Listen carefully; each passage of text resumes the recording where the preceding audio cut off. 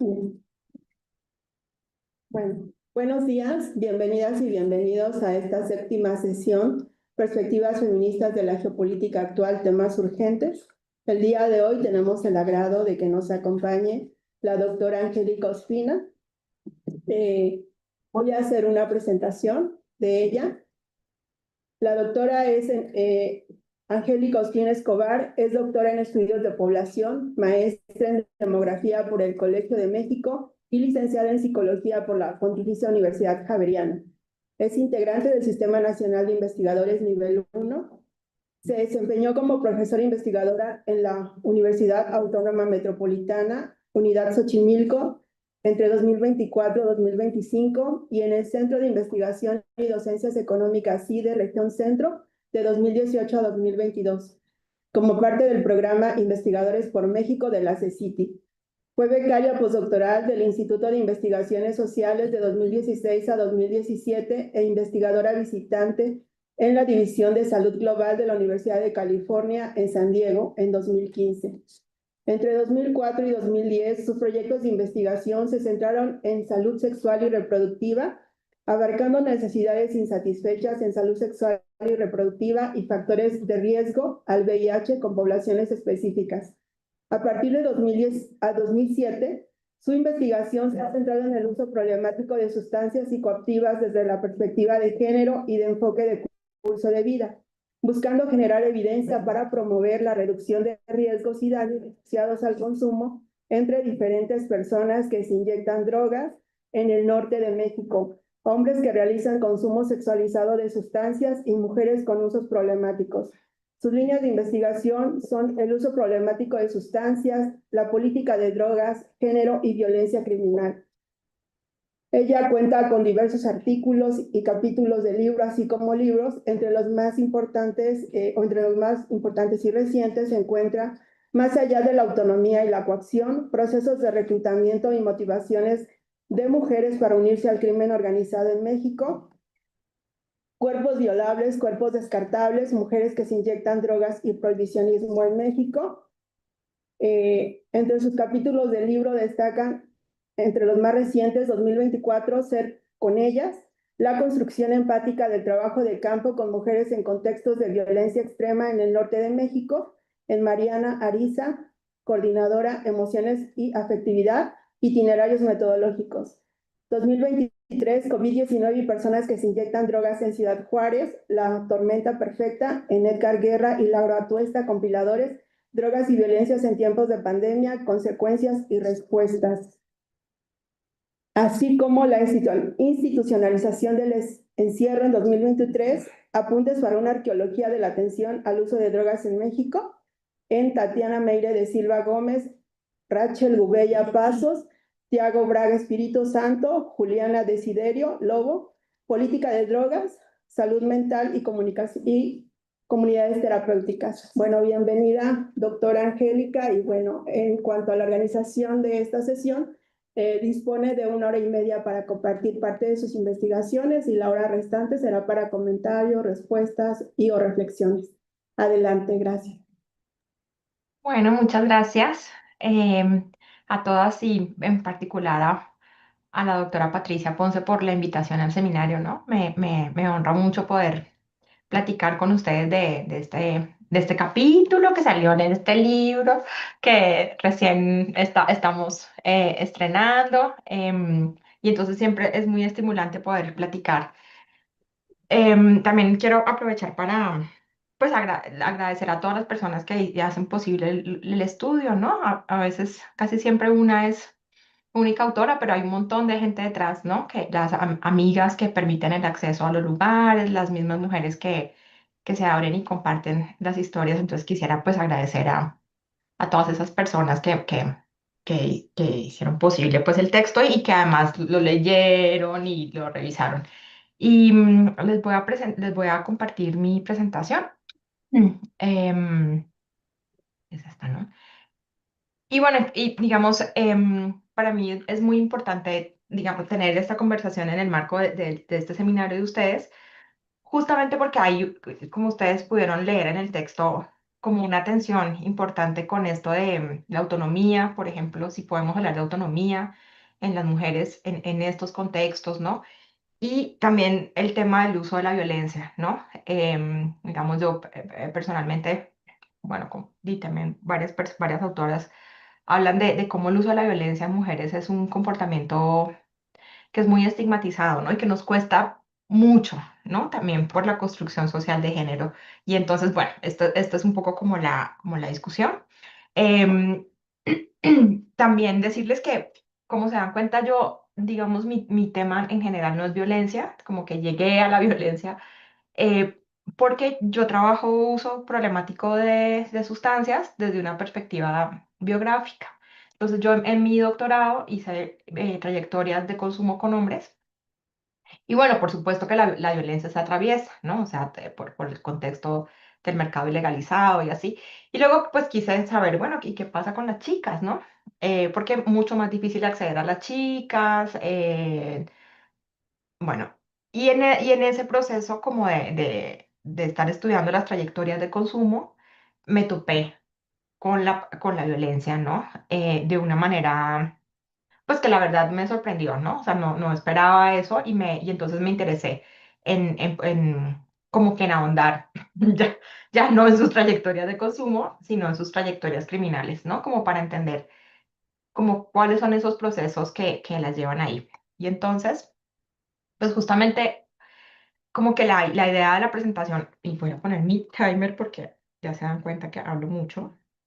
em, entonces la idea de la presentación es justamente poder dar cuenta de estos factores estructurales que favorecen el involucramiento de mujeres jóvenes, pobres, en trabajos de violencia dentro de las estructuras criminales, ¿no? Entonces es poder poner el foco en esos factores contextuales y no psicologizar o individualizar las trayectorias criminales, ¿no? Porque a veces cuando hablamos de actores criminales pensamos como no, construimos como monstruos, ¿no? Como que siento que nos da mucha tranquilidad, como paz mental, pensar que son, no sé, pensemos por ejemplo en el pozolero, ¿no? ¡Oh, qué persona tan está! Es un enfermo, ¿no? Y bueno, resulta que cuáles son las condiciones que hicieron que esa persona se empleara, ¿no? Posiblemente no cualquiera puede hacerlo, ¿no? Definitivamente, pero que hiciera parte de una estructura criminal, que le pagaran por eso y que esas habilidades que tenía, que además fue entrenado, ¿no? Se expandieran a otros actores, ¿no? Entonces, ese es un poco como el ánimo, ¿no? De la discusión. Y bueno, entonces voy a tomar algunas ideas de Nelson Arteaga, que ha trabajado mucho el tema de la violencia desde una perspectiva más cultural, ¿no? Y entonces él se pregunta en qué espacios germinan las violencias, ¿no? Pero a mí me interesa violencia criminal, ¿no? Y entonces yo quisiera empezar mostrando esta numeralia, ya sé que ustedes leyeron el capítulo, ¿no? Pero bueno, digamos, tenemos 11 asesinatos diarios de mujeres en el país, eh, con una discusión importante sobre las cifras, si suben, si bajan, ¿no? Eh, pero digamos, de esto es importante mencionar que solo el 12% de estos homicidios se tipifican como feminicidio y de ellos solo el 15% se judicializan, ¿no? Bueno, también es importante hablar de la violencia sexual que vivimos en el país, vivimos en un contexto muy importante de violencia sexual, ¿no? Y que se ha ido triplicando. Es un delito que además se denuncia poco, pues porque sabemos todos los procesos de revictimización. Y solo se dice pues que solo uno de cada 157 agresiones sexuales terminan en encarcelamiento, ¿no? Pero también en los últimos años hemos asistido a un incremento muy importante de denuncias por violencia familiar, ¿no? Y pues como bien nos los han mostrado varios estudios, incluidos los de Nelson Arteaga, la violencia familiar y la violencia sexual son la antesala del feminicidio. O sea, no podemos, ¿se acuerdan? Hace años, como en los 90 que teníamos esta discusión de la violencia pública y la violencia privada. Bueno, no son hechos aislados, digamos, ¿no? Hacen parte de un continuum de violencia. Pero además tenemos los altísimos números de desaparición aquí también es importante mencionar que las mujeres que desaparecen son menores, ¿no? En mayor proporción que los varones. Y ha habido un aumento de eso, ¿no? Pero también que el feminicidio, la desaparición, la violencia familiar y la violencia sexual son más altas en los territorios donde hay presencia importante o competencia criminal, ¿no? Presencia de grupos criminales o competencia criminal. Y esto pues nos lleva a esa vieja ya reflexión de Rita Segato de cómo pues los cuerpos de las mujeres son territorio de guerra, ¿no? Son una manera de, son una, hacen parte del mensaje, ¿no? Para expresar el control territorial. Bueno, y entonces este es el contexto, ¿no? Pero al mismo tiempo tenemos un importante crecimiento del encarcelamiento de la población femenina sentenciada por crimen organizado o delitos de alto impacto que llaman, ¿no? Entonces, aquí tenemos un gran problema otra vez con las cifras, ¿no? Obviamente no todas las personas sentenciadas son culpables, ¿no? Pero digamos, y viste que tampoco podemos tener como una línea de tiempo amplia, porque han cambiado la ley, por ejemplo, apareció narcomenudeo, apareció crimen organizado, bueno, cambian y entonces se nos desajusta las líneas, ¿no? Pero lo que sí podemos ver, por ejemplo, es que hay mayores, o sea, que no entendemos, ¿no? Por ejemplo, 15% versus 7% de hombres procesados por delincuencia organizada, ¿no? O sea, me están diciendo que hay más mujeres en el, en el crimen organizado que hombres, ¿no? Eh, en el caso de la aportación de armas, 20% versus 34%. Y hemos, en la última década, ha habido como un proceso de emparejamiento de las sentencias por homicidios dolosos, ¿no? Entonces, bueno, por qué tantas mujeres, no? O sea, ¿y por qué este crecimiento? En toda América Latina, ¿no? El encarcelamiento de mujeres pobres ha aumentado como cerca del 200%, ¿no? Mucho, obviamente, ligado al tema de la guerra contra las drogas. Y entonces allí vemos como que no podemos tampoco entender estos procesos de encarcelamiento por fuera, ¿no? De esos continuums de violencia que se viven. Y entonces es importante entender la cárcel como parte, ¿no? De las violencias que viven, insisto, las mujeres pobres, ¿no? Porque las mujeres con más recursos financieros, por ejemplo, o capital social, bueno, tienen maneras de evadir la justicia, lo sabemos muy bien, ¿no? En este país. Bueno, y entonces esta también es otra cita de Nelson Artaga, y él dice que las sociedades solo producen las violencias que pueden representar, ¿no? Entonces, las violencias, o sea, no, entender pues el involucramiento de mujeres en estos trabajos de violencia requiere un poco recordar o hacer una genealogía o tener en la mente cómo ha cambiado la violencia asociada al crimen organizado en el país, ¿no? Justamente porque el negocio de las drogas, digamos, hoy en día está imbricado de manera muy importante con el trabajo de violencia. O sea, hoy en día no podemos pensar en el negocio, ¿no? De la distribución de sustancias ilegalizadas solamente, digamos, como la tiendita, ¿no? Sino que tenemos que saber que esa tiendita, ¿no?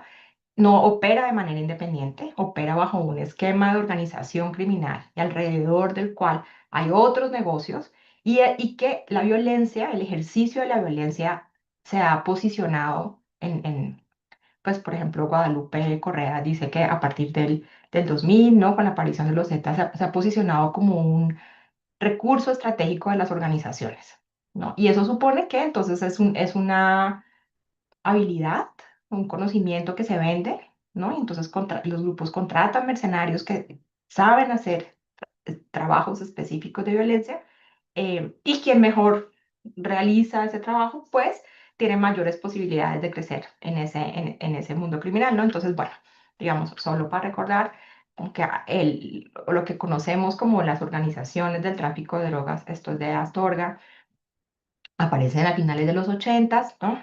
Un contexto internacional bastante peculiar, que es muy interesante. En los 90 aparecen las tienditas de drogas, antes de los 80 con esta idea de la Pax mafiosa que decían, digamos, había pocos incentivos para promover mercados locales de drogas, más bien el negocio era el negocio transnacional, ¿no? En los 90 en Tijuana empezamos a ver la emergencia de las tienditas de drogas y esto es importante porque primero aparece, ¿no?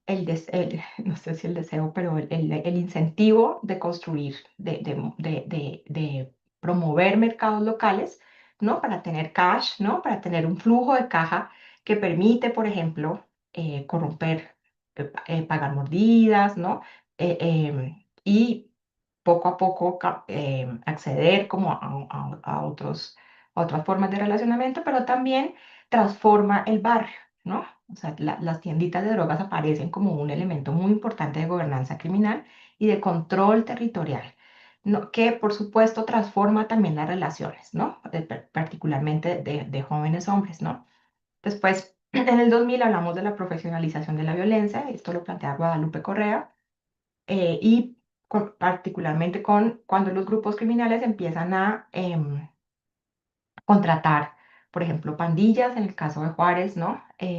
Con una gran capacidad de violencia y pensemos, por ejemplo, en los Zetas, ¿no? Que eran el brazo armado del Golfo. Em, y frente a esa profesionalización de la violencia, antes del 2000, lo que se dice es que la violencia era como entre comillas, como un efecto colateral, ¿no? O sea, se tenía que ejercer, pero pues como que era mejor bajo perfil, ¿no? Etcétera. A partir del 2000 eso se rompe, ¿no? Y la violencia, insisto, aparece como un elemento muy importante dentro de las formas de operar. Y se consolida pues con la respuesta militarizada del Estado a partir del 2007. Eh, claro, Astorga aquí me va a decir, ay señora, en la Operación Cóndor es de los 70 siempre ha habido respuesta militarizada del Estado. Pero digamos que esta presencia tan fuerte militar también genera, también transforma, ¿no? Las maneras como concebimos, por ejemplo, los derechos humanos. Por ejemplo, tenemos que recordar que aparece el arraigo, que antes esa figura no aparecía, y entonces la manera como construimos a las personas, a los actores criminales, por ejemplo, pero también la relación compleja, ¿no? Que se establece entre los actores estatales y la gente que vive en ciertos territorios que se consideran, entre comillas, territorios de intervención, ¿no? Ciertos barrios, ciertos estados, ciertas ciudades de la República, ¿no? Y entonces cuando pensamos en las chicas que me regalaron sus testimonios, bueno, ya no les conté, pues hice entrevistas y talleres con chicas que están, la mayoría encerradas en centros de tratamiento para adicciones, que ahí fue como donde empezó el trabajo, y en prisiones después. Y luego por contactos, ¿no? Como por bola de nieve. Entonces son 20. Y entonces, bueno, solo dos nacieron antes de los 70 y la mayoría nacieron a partir de los 70 y el 2000, ¿no? Entonces esto para decir que pues yo digo que son como hijas de la guerra, ¿no? O sea, estas mujeres que nacieron a partir del 70 son mujeres que, si pensamos en esta atrás, justamente tienen su juventud más o menos con la emergencia de las tienditas y entonces con la presencia de actores criminales, con una presencia muy importante de actores criminales en sus contextos de socialización, ¿no? Es el vecino, es el novio, el amigo, el padre, etcétera, ¿no? Em, Y Rita Segato también dice que, digamos, en las nuevas guerras, que son las guerras a partir del 2000, la violencia contra las mujeres se ha convertido en un objetivo estratégico, ¿no? Y tiene por eso un componente expresivo muy importante, ¿no? Se trata justamente de mostrar la brutalidad, ¿no? La crueldad. eh, em, y bueno, es en ese contexto donde, digamos, se desarrolla la juventud de estas mujeres, ¿no? Em, Esta se me fue, porque la primera es esta. Y entonces, bueno, no, si quieren leamos, este es un testimonio de Julia, que es una señora, cuando la entrevisté tenía 55 años, había rehecho su vida, se dice, después de pasar por la Isla de María, por ejemplo, y por una historia de violencia muy importante, ¿no? Y entonces, en esta viñeta, pues ella cuenta, pues que la violencia para ella era como, pues ya un poco, ya ven que uno siempre reinterpreta su biografía, ¿no? Entonces, un elemento muy interesante de las entrevistas es que las chicas cuentan como las historias con mucho humor, ¿no? Y uno dice como, o sea, se burlan, la ironía, ¿no? Como estos recursos narrativos que son interesantes, ¿no? Para comprender también cómo ellas se posicionan frente a esa historia de violencia, ¿no? Entonces, hablando justo, pues, como de las actividades que le tocaba hacer, entonces le decía, bueno, ¿y cómo fue que llegaste? O sea, ¿cómo te entrenaste para hacer este trabajo, ¿no? Y entonces decía, no, pues, la vida, ¿no? Y entonces me cuenta esta historia de cómo sus hermanos la torturaban, pues, ¿no? Si uno lo lee, los niñitos metiéndola en el bidet, ¿no? O dándole toques, me dice, ¿cómo? Entonces ella decía, entonces si te das cuenta, pareciera que yo nací para esto. Toda la vida me entrenaron y entonces esto es importante porque no es que un sujeto, y ahí se me sale lo psicóloga, ¿no? De repente, ¿no? Se volvió loco y se volvió violento, ¿no? Le dieron ganas de asesinar, ¿no? Sino que justamente es un proceso en el que, por ejemplo, hay muy poca, es un proceso donde se aprende la violencia como lenguaje, ¿no? Y como forma de relacionamiento. Y también a través de la violencia como lenguaje aprendes cuál es tu posición en el mundo. Y entonces tu posición en el mundo es que te van a joder porque eres mujer, ¿no? Y esto es una historia, o sea, esta cita pues obviamente ya ven que uno escoge las citas que quiere, ¿no? Pero me gusta mucho justamente porque habla esto, ¿no? De cuál es el lugar del débil, ¿no? Y lo terrible que es ser débil, ¿no? Y una debilidad asociada pues a la condición de género. Obviamente ella es la menor, ¿no? Que también es importante la edad, ¿no? Pero bueno, entonces hay un aprendizaje, ¿no?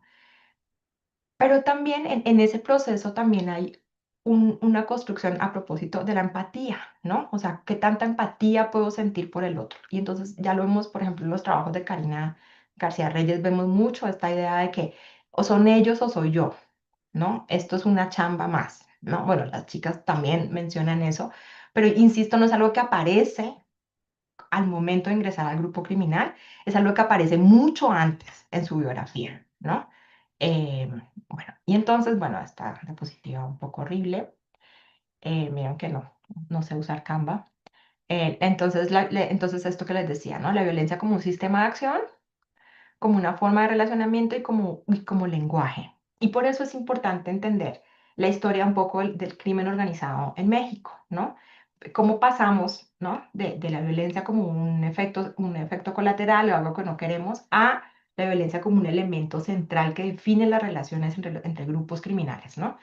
Y entonces esto es importante porque justamente ese ejercicio continuo de violencia que no solamente realizan los actores criminales, sino pensemos cuando, no sé si les ha tocado alguna vez, cuando el ejército llega a una zona de intervención, ¿no? Por ejemplo, ahora Michoacán que está ardiendo, ¿no? Entonces entra un despliegue de fuerza y establece un tipo de relación con los habitantes de ese territorio que es muy violenta, ¿no? Y que es esto de la dominación del otro, ¿no? Te apegas a estas reglas, ¿no?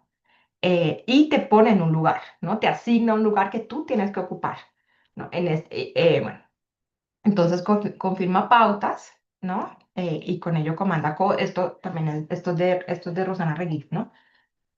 Y comanda códigos, comportamientos y rituales que legitiman creencias y refuerzan la pertenencia a los grupos. Entonces, la violencia como un acto simbólico, como una forma de relacionamiento, ¿no? Como un lenguaje, genera esto, ¿no? Hay una comunicación frente al otro. Yo le digo algo, ¿no? Cuando el ejército entra o los actores estatales entran al territorio y, por ejemplo, no detienen, pero hacen esto de checar a los muchachos, ¿no? Ay, no me acuerdo cómo se dice. Lo hacen de cierta manera, ¿no? No es que le diga, oye, por favor, te puedes hacer para acá, necesito revisarte tus pertenencias. No, hay un ejercicio de la fuerza, ¿no? Y entonces hay un mensaje para los habitantes de ese territorio, ¿no? Por ejemplo, las chicas hablaban mucho de cómo se vuelven objeto de violencia por parte de estos actores estatales, ¿no? Estos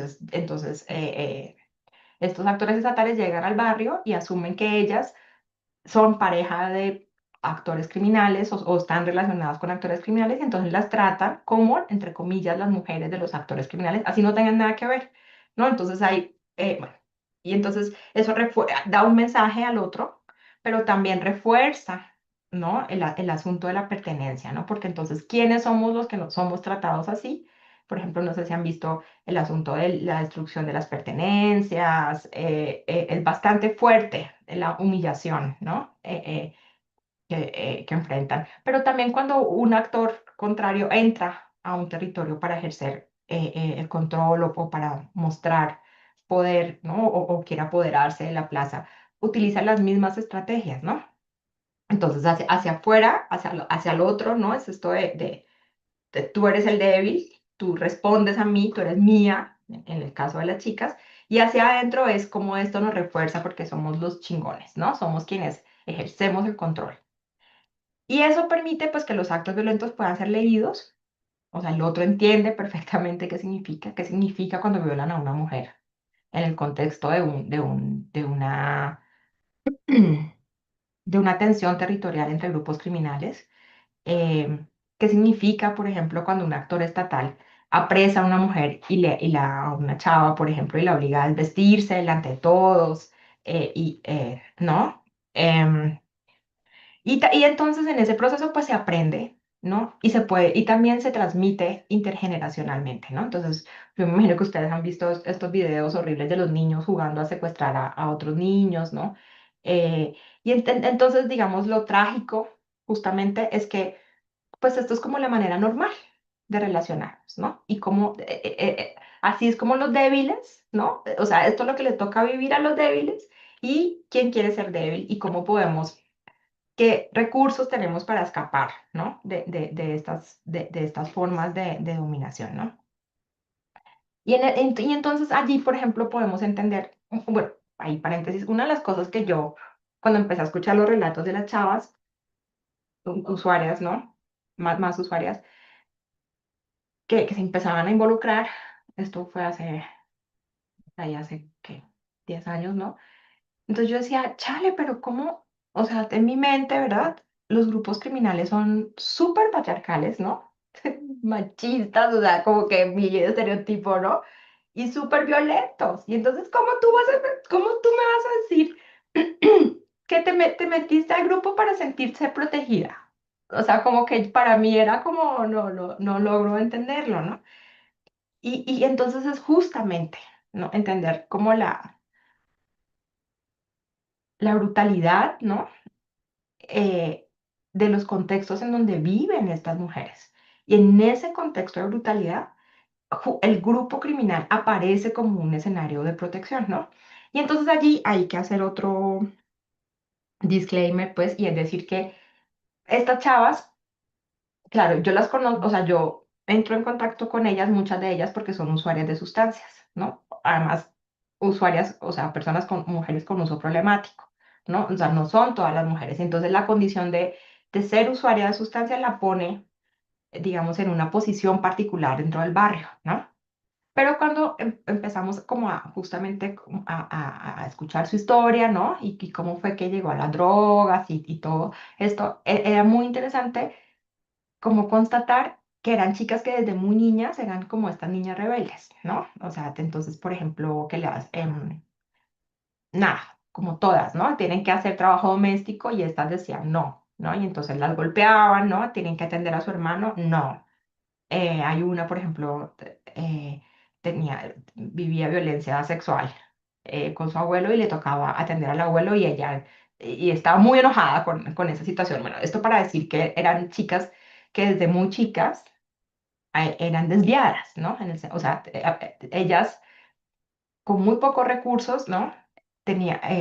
No estaban conformes, ¿no? Con las expectativas y con las normas de género. Y entonces ellas se encuentran en la calle, no en la escuela, que eso también es interesante, encuentran un espacio donde ellas pueden, digamos, ejercer su rebeldía, ¿no? Y, y construyen vínculos con unos sujetos donde no está tan mal, por ejemplo, ser, entre comillas, machorra, ¿no? O ser grosera, o ser mal portada, ¿no? Ya sabes, en esto de las niñas buenas y las no tan buenas, ¿no?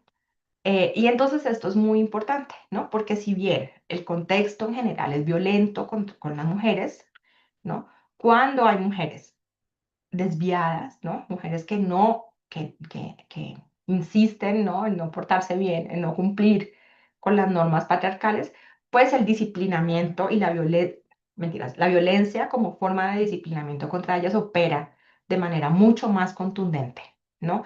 Y las drogas aparecen allí como un dispositivo, si quieren, una tecnología que favorece, primero, poder lidiar con esas violencias, ¿no? Que han vivido toda su vida, ¿no? Y por el otro lado, como un espacio de relajamiento, ¿no? Que es muy importante en un contexto donde todo el tiempo están tensas porque no saben por dónde viene el ataque, ¿no? Como un poco mucho en un escenario de guerra, ¿no? Y justamente por eso el uso de sustancias ilegalizadas, ¿no? Aparece pronto en sus biografías, o sea, quiero decir, 11 años, 12 años. También es interesante decir que es en las más jóvenes, por ejemplo, las señoras no usaban sustancias y tenían todo un discurso sobre el no uso y por qué no hay que usar drogas y por qué si estás en el mundo criminal y usas drogas, pues te va a ir mucho peor, ¿no? Pero bueno, esa es otra historia, ¿no? Em, entonces, justamente ese contacto, digamos, con un mercado ilegal abre la posibilidad de reclutamiento. Entonces, pero, digamos, aquí también es importante entender el reclutamiento como algo como un proceso de socialización que se va dando, ¿no? No es que un día te digan, ah, y tú quieres ser la jefa de la tienda, ¿no? La plaza, no sé qué, no, sino que justamente eh, construyen unos vínculos, les decía, con unos sujetos que las aceptan como son, ¿no?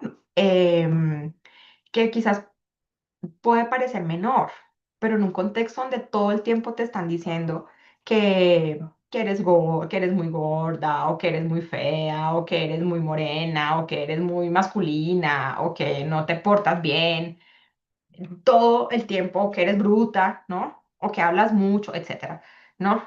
En estos espacios ellas encuentran como aceptación y pueden ser.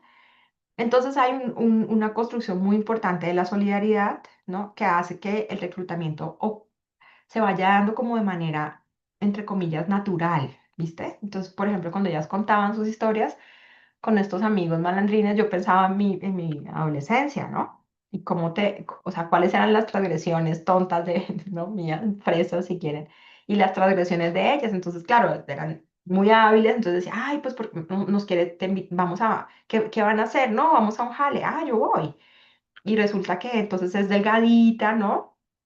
O resulta que halconea, ¿no? Puede avisar si viene, estar vigilando, ¿no? Y muy pronto, digamos, descubren, ¿no? En el grupo de actores criminales, pues que justamente las mujeres tienen esta facilidad, tenemos de pasar desapercibidas, ¿no? Claro, también no, pero en este contexto el don, digamos, es la invisibilidad. Y entonces se vuelven un recurso estratégico, ¿no? Y es en ese proceso donde ellas van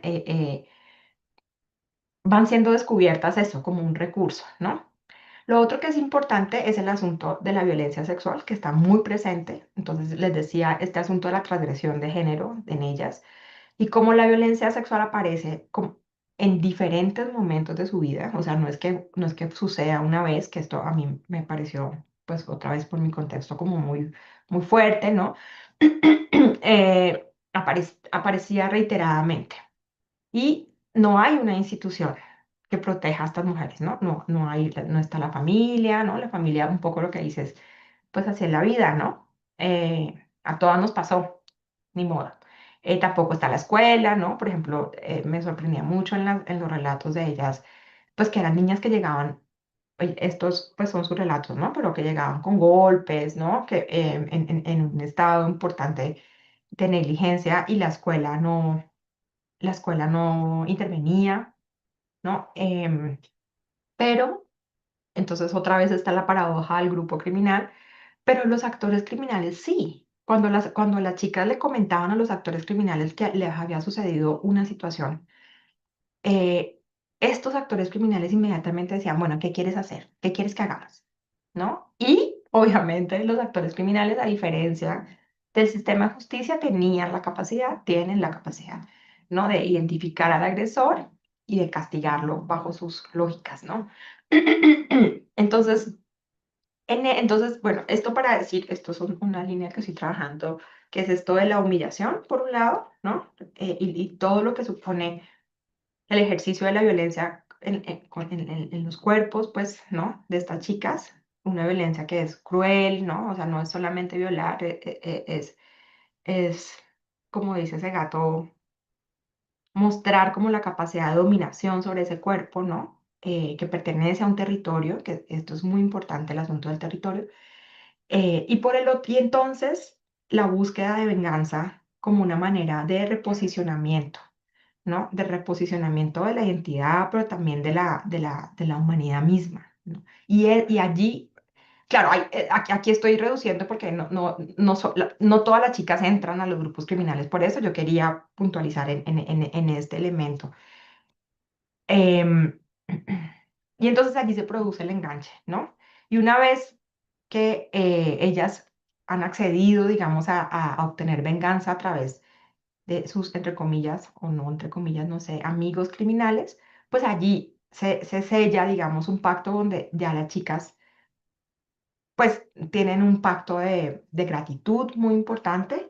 Ya se me acabó el tiempo. Em, y también hay un pacto de complicidad que ya es muy difícil, ¿no? Porque entonces por ti, yo maté a esta persona, por ejemplo, ¿no? O por ti yo lo torturé y tú viste. Y entonces tú ya eres parte de nosotros, ¿no? Y bueno, digamos, allí ya se consolida la pertenencia de verdad, ¿no? Al grupo criminal. E insisto, hoy en día es muy difícil que una persona que trabaje como distribución, en tareas de distribución, no tenga que hacer trabajo de violencia porque tienen que hacer los trabajos que el grupo criminal les manda, ¿no? Y bueno. Entonces, es para mostrar, ¿no? Esa relación entre la experiencia de victimización y la experiencia de convertirse en perpetrador de violencia, ¿no? ¿Qué es lo que brindan? Y cómo, digamos, esa pertenencia al grupo criminal ofrece poder, por ejemplo, a sujetos que han sido como en toda su biografía empoderados, ¿no? Humillados, maltratados, pero el precio, digamos, es demostrar la capacidad, ¿no? De ejercer la violencia sobre otros. Em, bueno, sin embargo, esto siempre lo digo y es muy importante, digamos, dentro del grupo criminal pues se reproducen las desigualdades estructurales, ¿no? Entonces, las mujeres a las que yo tuve acceso pues son mujeres pobres, entonces obviamente estas son la tropa, pues, ¿no? Entonces, una, mu- em, entonces las desigualdades de clase, de género, de etnicidad y de expresión sexual están presentes dentro de los grupos criminales, ¿no?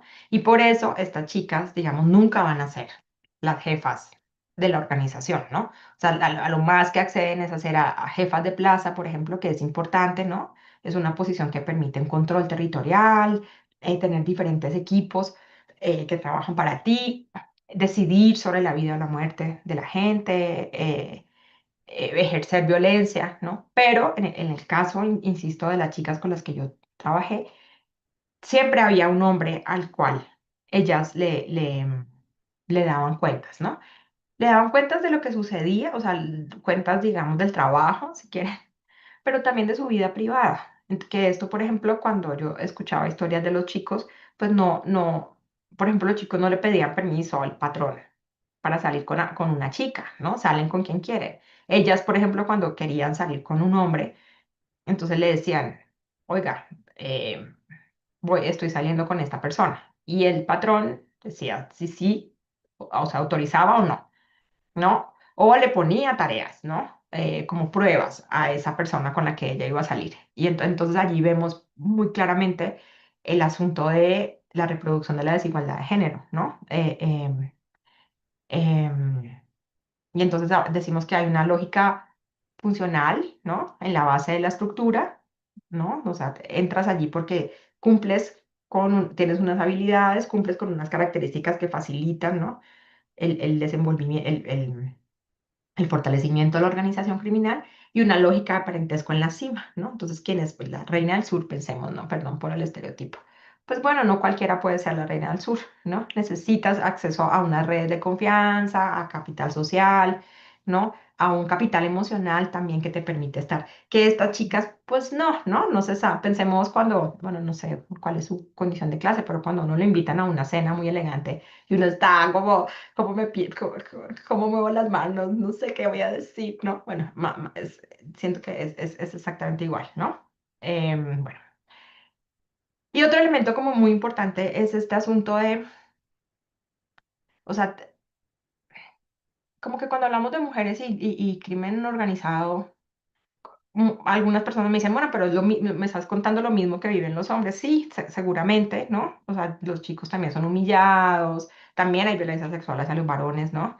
No en la misma proporción, eso es importante. eh, También el disciplinamiento es brutal.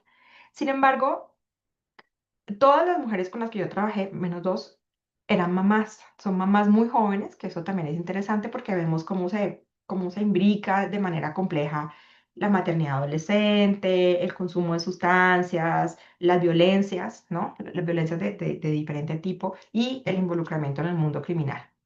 No, y entonces, a diferencia de los varones, por ejemplo, en ellas los grupos criminales tienen mucho más control porque conocen a su familia, ¿no? Y en ellas todo el tiempo, porque pues en la conversación era, bueno, ¿y por qué no te escapaste? Ya sabías que estaban hartos de ti y dices, no, ¿cómo iba a dejar a mis hijos? No puedo dejar a mis hijos, ¿no? Que por ejemplo en los varones mucho más, o sea, escuchas mucho más que el tipo se fue, ¿no? Porque tuvo un problema y lo iban a matar. Entonces, bueno, este control o sea, como este rol de cuidadora, ¿no? No solamente de sus hijos, ¿no? Sino también pues, de su mamá, o sea, de su familia en general, las convierte como como en un target mucho más vulnerable, ¿no? Em, y lo otro que también se repite, por ejemplo, cuando pienso en trabajo sexual, es toda la ausencia de redes de apoyos y recursos económicos, ¿no? Entonces, el mundo criminal obviamente le ofrece unos recursos económicos que difícilmente pueden acceder en los trabajos, comillas, normales, ¿no? De maquila, de empleada doméstica, de trabajadora informal. Y toda la familia eh, se beneficia de ese dinero, o sea, ese dinero, el dinero que estas mujeres obtienen a través del mundo criminal no es un dinero que uno podría pensar para comprarse 200.000 bolsas o zapatos o coches, no sé, ¿no? Cuando uno escucha, bueno, ¿y en qué te gastabas el dinero? No, pues resulta que mucho como lo vemos en el trabajo sexual, ¿no? Sostenía al hijo de la hermana, al sobrino, al nieto, al nieto no porque son muy jóvenes, pero al abuelito le pagó el tratamiento para el cáncer, lo mandó a Estados Unidos, y cuando, por ejemplo, compran propiedades que no se quedan ellas, ¿no? Porque tienen problemas legales y entonces esas propiedades son, por ejemplo, escrituradas a nombre de la mamá, de la hermana. Y cuando caen a la cárcel, no tienen nada, ¿no? O sea, tienen el cash, ¿no? El dinero que tienen, pero es un dinero que ustedes saben en la cárcel se va. Además están los abogados, ¿no? Estos sujetos y que lucran con esta desgracia, ¿no? Y entonces esto, ¿no? La ausencia de redes es muy importante, ¿no? Bueno, ya les dije. Y entonces para muchas de ellas la cárcel es la única salida real, salida entre comillas, porque justamente con el endurecimiento del sistema penal y sobre todo esto de lo que llamamos los delitos de alto impacto, pues estas mujeres no van a salir nunca a la cárcel, ¿no? O sea, tenemos chicas de 25 años que tienen sentencias de 40 de 50 años, ¿no? Y entonces, digamos, bueno, ahí tendríamos que pensar todo el sistema punitivo y qué pasa, ¿no? ¿Qué pasa cuando una chica, es una discusión compleja también, ¿no? Porque sí, ellas han cometido atrocidades, ¿no? Han desaparecido personas, etcétera. Pero entonces, bueno, yo personalmente pienso que la salida punitiva, ¿no? Darle 200 años de cárcel, eso no va a cambiar las condiciones, y lo que sí genera es una reproducción intergeneracional de la violencia, porque esos hijos de ellas, pues quedan a su suerte, ¿no? Y entonces pasan de casa en casa con familiares, ¿no? Son niños que viven mucha violencia porque tu mamá es una criminal, ¿no? Y entonces todo el tiempo le están diciendo, ah, es que tu mamá es una sicaria, es una malandra, es una vergüenza, ¿no? Los niños y las niñas cargan con eso, y entonces muy fácilmente reproducen, ¿no? Se repite la historia, ¿no? Del grupo de los amigos criminales, ¿no? Que están ahí diciendo, no, pues aquí te aceptamos como eres, ¿no? Tu mamá es increíble. Y construyen un mito de la mamá, y bueno. em, y entonces, bueno, y esta ya la última, ¿qué debería hacerse, no? Eh, una es como que tenemos cuando hacemos en la política pública o en los programas sociales, como que por un lado está todo el asunto de las drogas desde la perspectiva de la demanda, ¿no? Del consumo problemático claro, cada vez con menos dinero. Y por el otro lado está el tema de seguridad.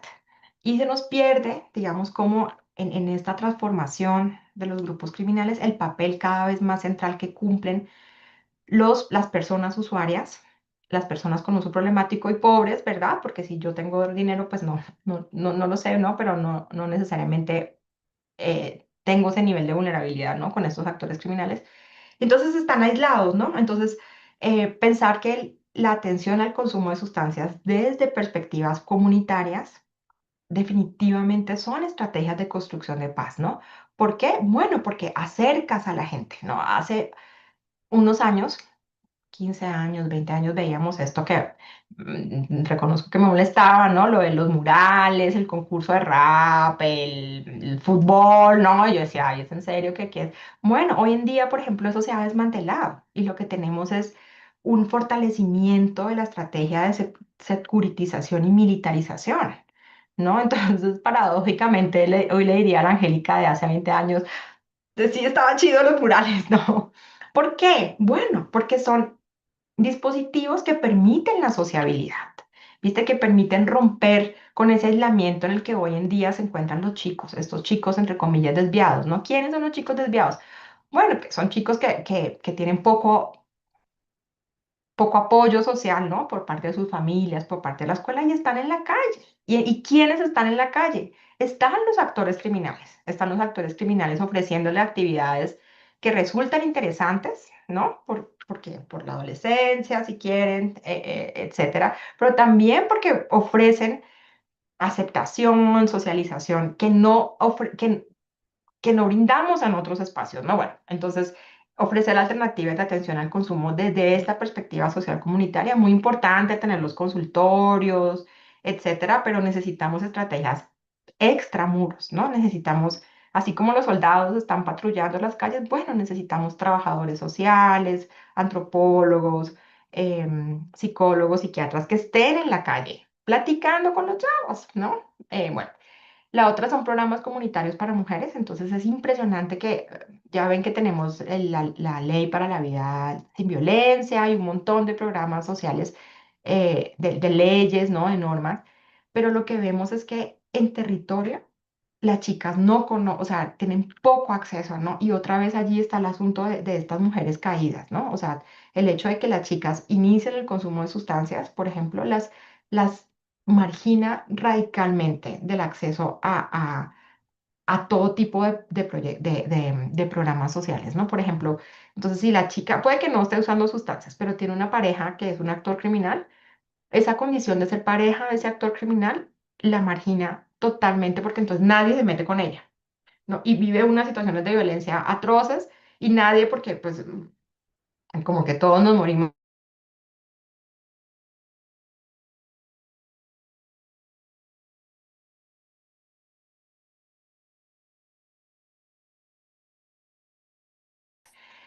Bueno, pensar la reinserción penitenciaria y pospenitenciaria. Entonces yo les mostré, bueno, no les mostré las cifras, pero es como una tragedia el asunto del encarcelamiento femenino.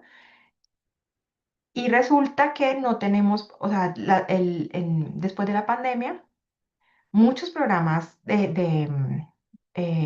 penitenciarios, ¿no? De reinserción social que le llaman, pues se desmantelaron, ¿no? Y eran mucho las organizaciones civiles las que iban y daban los talleres y esto. Y entonces hoy en día las chicas están encerradas 24/7 en la celda por problemas de presupuesto, ¿no? Cada vez hay menos guardias. Y bueno, y eso es, ¿no? O sea, esa es la estrategia de seguridad, meterlas a la cárcel y dejarlas ahí. Salen una vez, una hora a la semana y entonces pensemos bueno, en los efectos de eso, ¿no? Como sociedad, ¿no? Hay experiencias en otros países, por ejemplo en Colombia, ¿no? Programas integrales de reintegración social que suponen, digamos, abordar el tema del trauma y la violencia, ¿no? Em, y finalmente pensar en estrategias de desmovilización. Yo sé que es muy difícil, hablamos de desmovilización cuando pensamos en conflicto armado, ¿no? Contextos de guerrillas y esto, pero tendríamos que pensar estrategias de desmovilización en nuestro contexto de conflicto armado criminal. eh, y qué podemos y cómo podemos pensar esas estrategias para mujeres, ¿no? Porque, insisto, tenemos en la idea de que los actores criminales son varones. Sí, efectivamente son mayoritariamente varones, pero también hay chicas. Y entonces, ¿cómo podemos pensar, ¿no? Y cómo podemos pensar estrategias de construcción de paz otra vez en el territorio, ¿no? Porque esas chicas regresan al barrio, porque ¿a dónde más van a vivir? Ahí está su familia, ahí están sus hijos, ¿no? Y es fuerte la estigmatización, digamos, y es fuerte tener poder y luego no tener, y volver al círculo de humillación, ¿no? Entonces, bueno, esto de que las mujeres no ingresan al crimen organizado por una patología individual, sino como una respuesta estructuralmente influenciada, determinada muy fuerte, ¿no? Por la violencia de género, la impunidad, ¿no? Em, y este fenómeno requiere políticas que ataquen sus causas, ¿no? Y no solamente sus consecuencias penales, ¿no? Quisiera cerrar con esta frase de Sivananda, ¿no? De que la violencia de las violentadas jamás responde a la capacidad de elegir entre opciones, ¿no? Entonces no es que ellas tuvieron muchas opciones y decidieron, ¿no? Volverse criminalas, ¿no? Volverse malas si quieren, ¿no? Sino que justamente lo que nos debería generar pudor e impactar, digamos, de mujeres muy jovencitas, ¿no? Que están haciendo este trabajo de violencia, es justamente la inexistencia de opciones en este contexto de guerra contra las mujeres, como diría Segato, ¿no? Pues muchas gracias.